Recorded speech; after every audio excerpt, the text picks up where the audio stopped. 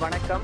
கூவம், அடையாறு நதிகள் மற்றும் பக்கிங்ஹாம் கால்வாயில் உள்ள ஆக்கிரமிப்புகளை 8 வாரங்களில் முழுமையாக அகற்றும்படி தமிழக அரசுக்கு சென்னை உயர்நீதிமன்றமானது உத்தரவிட்டுள்ளது. அதாவது சென்னையில் உள்ள அடையாறு, கூவம் நதிகள் மற்றும் பக்கிங்ஹாம் கால்வாயில் கரையோரங்களில் உள்ள ஆக்கிரமிப்புகளை முழுமையாக அகற்றி பழமை மாறாமல் பாதுகாக்க கோரி கனகசுந்தரம் என்பவர் சென்னை உயர்நீதிமன்றத்தில் பொதுநல வழக்கு தொடர்ந்தார். இந்த வழக்கை விசாரித்த நீதிபதிகள் சுவாமிநாதன் மற்றும் லட்சுமி நாராயணன் ஆகியோர் அடங்கிய அமர்வு, மறுசீரமைப்பு திட்டங்கள் மூலம் கூவம், அடையாறு நதிகள் மற்றும் பக்கிங்ஹாம் கால்வாயில் உள்ள ஆக்கிரமிப்புகளை அகற்ற நடவடிக்கை எடுத்தாலும் மீண்டும்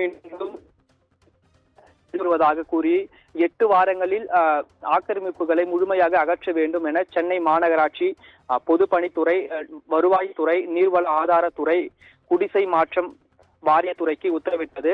மேலும் இப்பகுதியில் வசிக்கும் குடும்பங்களில் மறுவாழ்வுக்கு உரிய நடவடிக்கை எடுக்க வேண்டும் என தெரிவித்த நீதிபதிகள் இது தொடர்பாக 3 மாதங்களுக்கு அறிக்கை தாக்கல் செய்ய தமிழக தலைமை செயலகத்திற்கு உத்தரவிட்டனர். இதுபோன்ற 1000 விளக்கு,